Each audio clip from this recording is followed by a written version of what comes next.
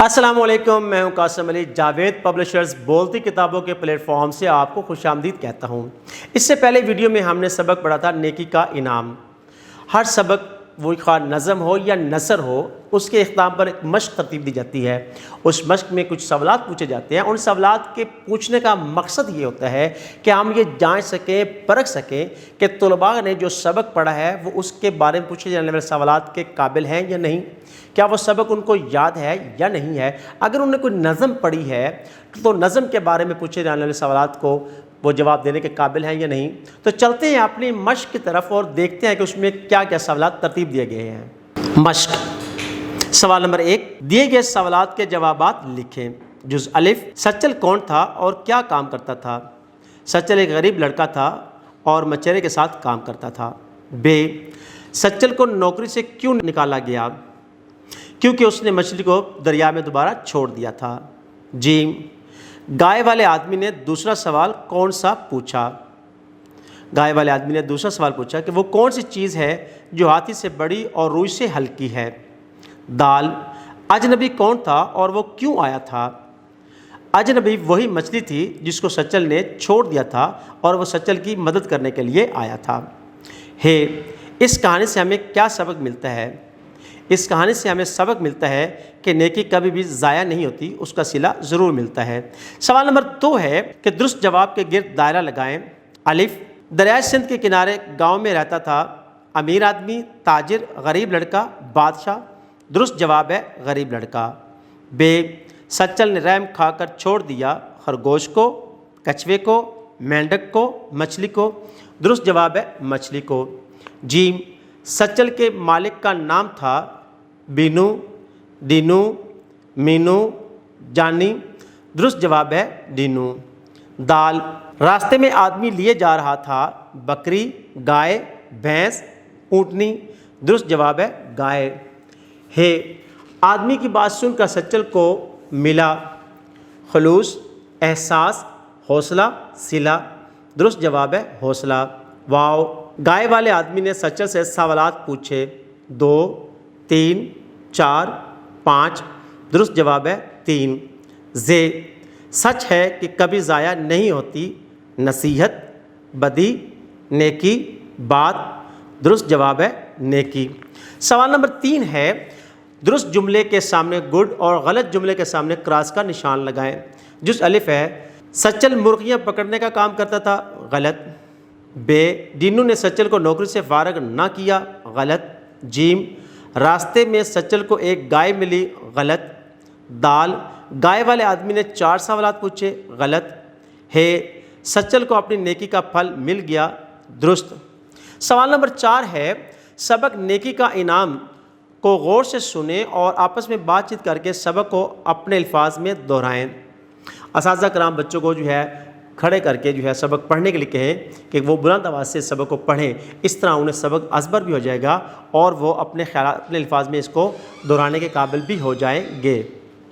سوال نمبر 5 ہے سبق کو غور سے سنیں اور آپس میں بات چیت کر کے بتائیں کہ آپ جانوروں اور پرندوں کے ساتھ کیسا سلوک کرتے ہیں۔ اس سبق سے ہمیں جانداروں اور دیگر وہ مخلوقات کے ساتھ سلوک کرنے کا سبق ملتا ہے کہ ہمیں اس کے ساتھ کیسا سلوک کرنا چاہیے۔ اگر آپ کسی کے ساتھ نرمی سے اور محبت اور پیار سے کا سلوک کریں گے تو وہ آپ کا گرویدہ ہو جاتا ہے۔ مثال کے طور پر اگر آپ کسی کو جانور کو تھپکی دیتے ہیں تو وہ اپنی محبت کا اظہار دم ہلا کر دیتا ہے، اور اگر کسی انسان کے ساتھ آپ محبت کے ساتھ پیش آتے ہیں تو وہ انسان آپ کے ساتھ قربت رکھنا شروع کر دیتا ہے۔ سوال نمبر 6 ہے مثال کے مطابق دیے گئے حروف سے بننے والے الفاظ سبق میں سے تلاش کر کے الفاظ کو اپنے جملوں میں استعمال کریں۔ اساتذہ کرام اس سرگرمی کو تختہ لکھائی پر وہ حل کر کے سمجھائیں تاکہ بچوں کو پوری طرح سمجھ آ جائے کہ حروف کو لفظوں میں اور لفظوں کو جملوں میں کیسے استعمال کیا جا سکتا ہے۔ سوال نمبر 7 ہے کہ نیچے دی گئی عبارت کو درست لفظ اور روانی سے پڑھیں۔ اساتذہ کرام بچوں کو وہ فردر کھڑا کر کے اس عبارت کو پڑھنے کے لیے کہیں، کیونکہ یہ عبارت سبق سے تھوڑے سے مختلف ہوتی ہیں اور ان کو پڑھنے میں بچوں کو کچھ دقت اور ہچکچاہٹ محسوس ہوتی ہے۔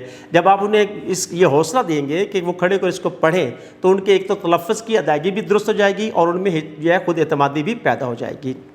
سوال نمبر 8 ہے علامت فاعل نے اور علامت مفعول کو لگا کر جملے مکمل کریں۔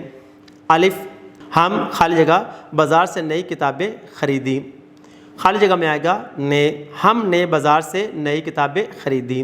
بے، تم خالی جگہ فقیر خالی جگہ کتنے روپے دیے تھے۔ خالی جگہ میں آئے گا تم نے فقیر کو کتنے روپے دیے تھے۔ جیم، آپ خالی جگہ مزدور خالی جگہ کس قدر مزدوری دی۔ تو خالی جگہ میں آئے گا آپ نے مزدور کو کس قدر مزدوری دی۔ دال، استاد صاحب خالی جگہ شرارتی بچوں خالی جگہ سزا دی۔ دونوں خالی جگہوں میں لفظ جو ہے وہ فاعل نے اور مفعول کو آئے گا، یعنی استاد صاحب نے شرارتی بچوں کو سزا دی۔ آپ نے یہاں کس کو بلایا تھا۔ واو، میں نے دعوت میں سب دوستوں کو بلایا ہے۔ زے، پرنسپل صاحب نے اچھے نمبر حاصل کرنے والے بچوں کو انعامات دیے۔ سوال نمبر 9 ہے علامت فاعل نے اور علامت مفعول کو کے استعمال کی دو مثالیں کاپی پہ لکھیں۔ اساتذہ کرام جو ہے تختہ لکھائی پر جو ہے جملوں کی مثالیں لکھ کر بچوں کو کاپی پہ نقل کروائیں۔ اس طرح ان میں یہ صلاحیت پیدا ہو جائے گی کہ علامت فاعل کہاں پہ لگانی ہے اور علامت مفعول کہاں پہ لگانی ہے۔ سوال نمبر 10 ہے دیے گئے سابقوں اور لاحقوں سے بنائے گئے الفاظ میں سے سابقے اور لاحقے الگ الگ کر کے کاپی پہ لکھیں۔ اساتذہ کرام ان لفظوں کو جو ہے وہ تختہ لکھائی پر لکھیں اور سب سے پہلے تو یہ بتائیں کہ سابقہ کیا ہوتا ہے اور لاحقہ کیا ہوتا ہے۔ سابقہ وہ لفظ ہوتا ہے جو الفاظ سے پہلے لگا کر اسے بامعنی الفاظ بنایا جاتا ہے یا اسے معنی میں جو ہے وہ زور پیدا کیا جاتا ہے، اور لاحقہ لفظ کے بعد میں لگا کر اسے جو ہے وہ بامعنی بنایا جاتا ہے۔ اس طرح طلباء میں یہ شعور بھی پیدا ہو جائے گا کہ سابقہ کیا ہوتا ہے اور کہاں استعمال کیا جاتا ہے اور لاحقہ کیا ہوتا ہے اور اس کا استعمال کیسے کیا جاتا ہے۔ سوال نمبر 11 ہے تصاویر کی جگہ الفاظ لکھ کر محاورات کا مطلب سمجھیں اور انہیں اپنے جملوں میں اس طرح استعمال کریں کہ معنی واضح ہو جائیں۔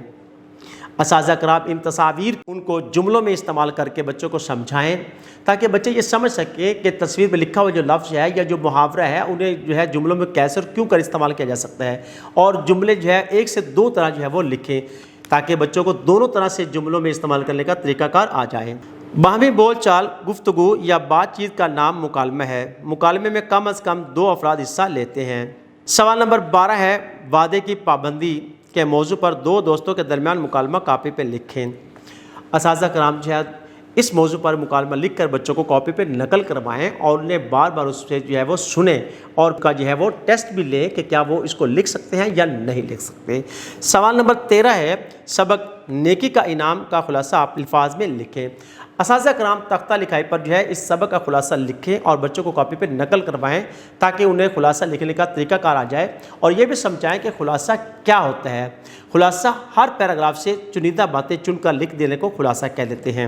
سوال نمبر 14 ہے دھوکہ دینا کیسا عمل ہے کہ موضوع پر تقریر تیار کریں اور اپنے ساتھیوں کو سنائیں۔ اساتذہ کرام اس موضوع پر جو ہے وہ مختصر سی تقریر لکھ کر بچوں کو دیں اور گروہی صورت میں بچوں سے تقریر تیار کروا کر 3 بچوں سے تقریر کروائیں، اور پھر اس کے بعد کمرہ جماعت میں تمام بچوں سے جو ہے وہ اس تقریر کے بارے میں پوچھیں کہ کس کی تقریر انہیں پسند آئی اور کس کی تقریر انہیں پسند نہیں آئے۔ اس کے ساتھ ساتھ وہ یہ بھی پوچھیں کہ ان کی پسندیدگی اور ناپسندیدگی کی وجہ کیا ہے۔ اس طرح ان کے اندر یہ شعور پیدا جائے گا کہ وہ بات کو سن کر اپنے خیالات کا اظہار کرنے کے قابل ہو جائیں گے اور بات کو پسند اور ناپسند پر بھی اپنا اظہار کر سکیں گے کہ بات صحیح ہو رہی ہے یا غلط ہو رہی ہے۔ سوال نمبر 15 ہے لائبریری سے کہانیوں کی کتاب لا کر ساتھیوں کو کہانیاں سنائیں۔ اساتذہ کرام بچوں کی رسائی جو ہے وہ لائبریری تک کریں تاکہ وہ وہاں سے اپنی پسند کی کتاب لے کر اس میں سے کوئی کہانی یا کوئی کہاوت جو ہے وہ پڑھیں اور پڑھ کر یاد کریں، اور پھر اس طرح ان کے اندر جو ہے وہ ایک یہ جذبہ اجاگر ہو جائے گا زیادہ مطالعہ کرنے کا اور زیادہ سے زیادہ علم حاصل کرنے کا۔